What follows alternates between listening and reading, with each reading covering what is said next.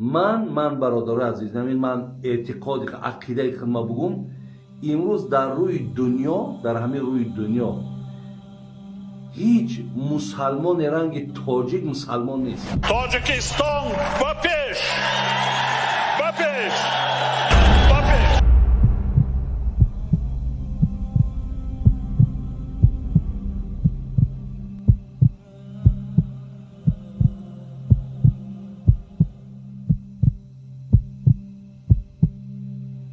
چقدر محبتی که تاجیک، یعنی تاجیکی ما اینقدر مسلمانی که این مردمه، خدا هم جای لیلین را نمیگیرد. خدا هم جای لیلین را نمیگیرد. خدا هم با همه پیغمبران سحرپرداز است. намози ҷанозаи шоиро Саид Мукаррам Абдулқодирзода раиси шӯрои уламои маркази исломии Тоҷикистон имоматӣ кард.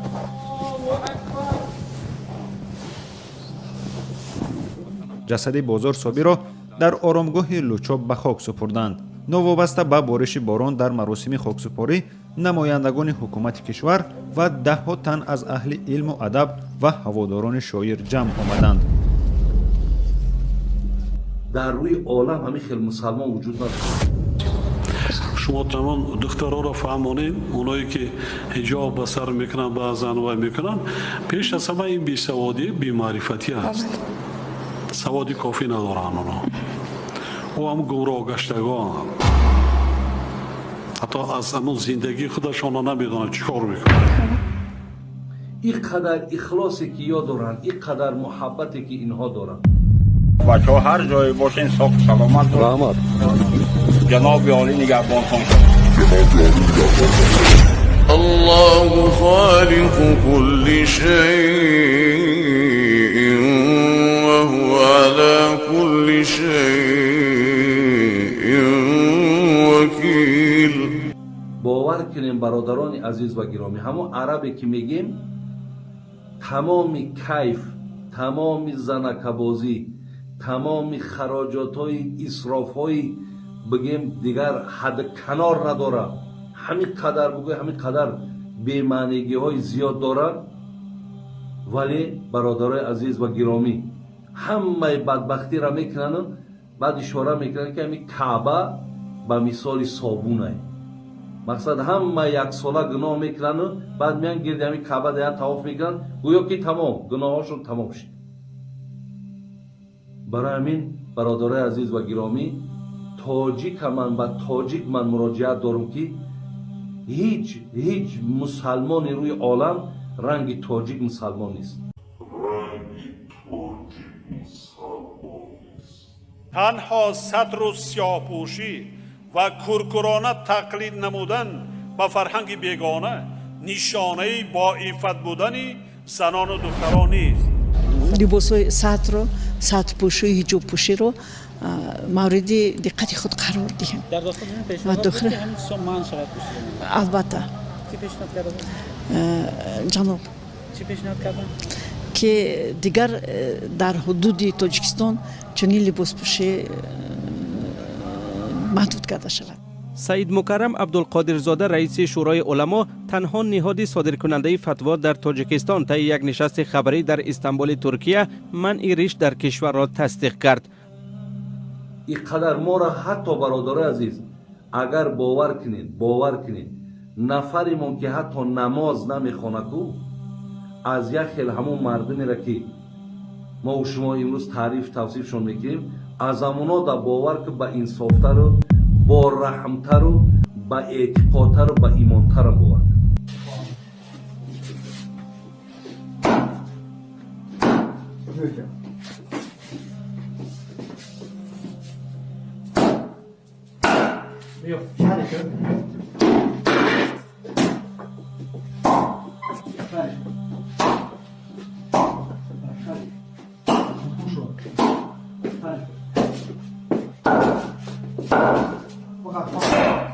سرش نکن.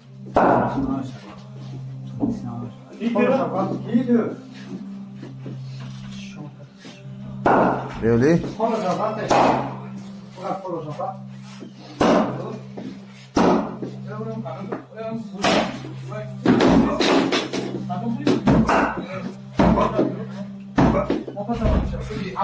از همین لحاظ برادرای عزیز و گرامی، ما همیشه از مردم خودمان باید مدح کنیم، ستایش کنیم. بهترین مردمی ما. گوش کن، اینه جنت، اینه دوزخ، اینه مطرح کنکریت نمیگم جد گیجوه.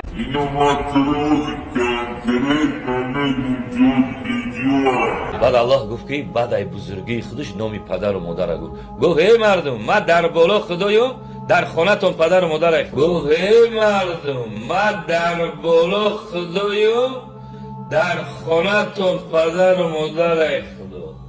ای همه عربستان در ما در همین روسیه خوبه که میره شهروندی میته، ببین جای کار که جای دا میگیری، دکان میسازی، ارنده میگیری.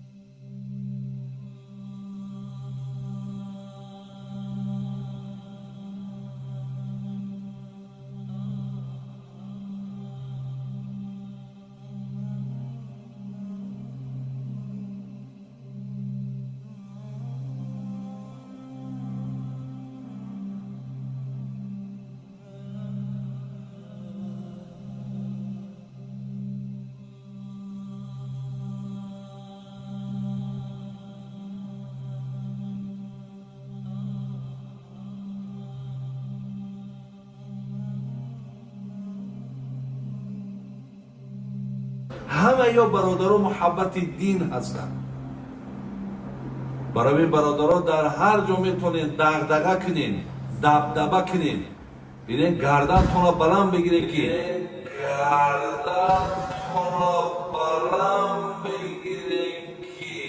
شما مردم ارزنده تعریف و توصیف دارید. اگر خداوند 1000 بار جان ما بگیره و 1000 بار با ای سری نو زنده کنه، ای خداوند التجا میکنیم که با تاجیکم خلق کنه، با تاجیکم خلق کنه. ای ملتی شما خلق نون تاجیک پس پارالیچت کنه پادا ندار. بجز از طرفداری از قوم، از منطقه، از مسلک، از تنظیم. شما ببینید در اینترنت ها و فیسبوک ها با کدام کلمات نوشته میشه. گاهی نوشته میکنه اوغانکی خر، گاهی نوشته میکنه تاجیککی فلانی، گاهی نوشته میکنه ازاره فلانی. جناب محترم، الله برات میگه اعوذ بالله من الشیطان الرجیم، یا ایها الناس انا خلقناکم من ذکر و انثی. ای مردم، ما شما را پیدا کردیم از یک فرد، یک کس بود، مرد و زن، آدم و حوا علیهم السلام. از او شما پیدا شدی، چی برتریت یکی بالای دیگه داری؟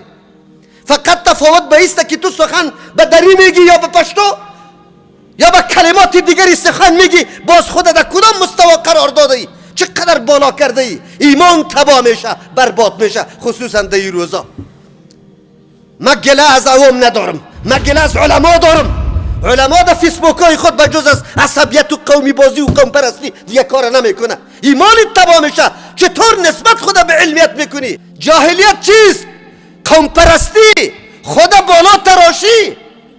این قومی این مسئله جاهلیت است.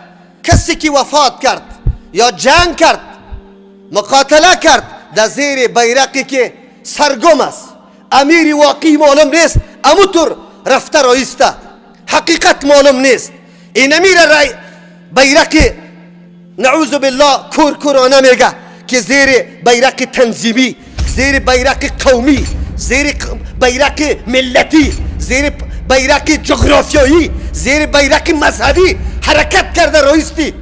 این اینجا رسول الله میگه تحت این بیرق اگر جنگ میکنی، بعد از او چی شد؟ این آدم اگر جهاد میکنه رایت عمیت غضب لعصبت، ای آدم غضب میکنه، قهر میشه برای قومیت، برای عصبیت. و او یدعو لعصبت، برای عصبیت دعوت میده. او ینصر عصبتا، یا یک قوم، یک ملت قوت میده، برتری میده، برای از او مقاتله میکنه. فقتل، ای آدم و قتل کرده شد، کشته شده. فقتلته، کشتن ای آدم، قتلتون جاهلیتون، یا مرگ جاهلیت است. کلمات کوتاه پیغمبر صلی الله علیه و سلم امروز خط بطلانه، سری امی قتلا و جنگای بینام و نشان خط بطلان میکشه. الذی خلقکم من نفس واحده، شما را از یک نفس خلق کرده. هر لسانی که تکلم میکنی، هر رنگی که تو داری، در هر خطه‌ای که زندگی میکنی، به هر قومی که منسوب هستی، اینجا امتیاز به تقواست، به نزدیکی الله است. انا خلقناکم من ذکر و انثى وجعلناکم شعوبا و قبائل لتعارفوا. این اختلافات، این رنگا متفاوت، این لهجه ها متفاوت، این سکونت ها متفاوت، این قوم ها متفاوت، صرف برای تعارف و شناخت است. برای تعارف و شناخت است. ابو لهب آدم و شخصیت بزرگ است، ابو جهل شخصیت بزرگ است، از قوم محمد رسول الله است، حیثیت نداره. بلال سیاه رنگ داره، غلام است، او پیش مسلمان حیثیت داره. تو اگر مسلمان باشی، قرآن ایمان داری، به رسول الله عقیده و ایمان داری، چرا هدایات و تعلیمات رسول اکرم به باد هوا میدی؟ چرا کتاب الله را پشت سر انداخته رایستی و امروز دعوت میدی به سوی عصبیت؟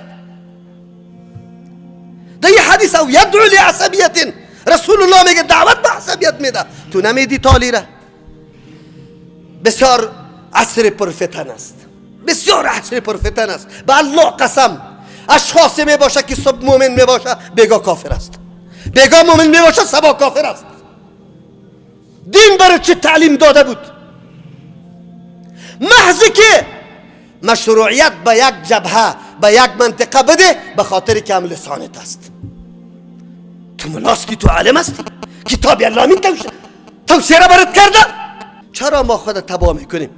رسول الله خود بها را به می خاطر انتخاب میکرد. ما در اصل انسانیت مشترک هستیم. ان اکرمکم عند الله اتقاکم. به هر قوم و لسان، به هر منطقه‌ای که زیست و زندگی داری، رنگ و لهجه داری، پیش الله ان اکرمکم عند الله اتقاکم. خیلی متقی شما، خیلی پرهیزگار شما. متقی کسی است که مامورات الله را مکمل عمل میکنه، از منهیات خودداری میکنه، از منهیات خودداری میکنه، او را متقی میگه. درس برات میده ای آیت قرآن کریم. تفاوت در بین مرد و زن نیست، تفاوت در بین قوم و قوم نیست، این تفاوت ها نیست. تفاوت که پیدا میشه در پیش الله متعال به اعتبار ایمان و تقواست. چقدر نزدیک هستی به الله. خفتن بشی، در ترازو خود طول کو. صبح شده بود، از خواب بیدار شده بودی، چقدر کارهای مشروع روا کردی و در چقدر کارهای غلط و نادرست مبتلا شدی. خودت طول کو، محاسبه بکو، مراقبه بکو اعمال خدا که در کدام مستوا قرار داری. به این نجات پیدا نمی کنی که در کدام قوم متعلق هستی.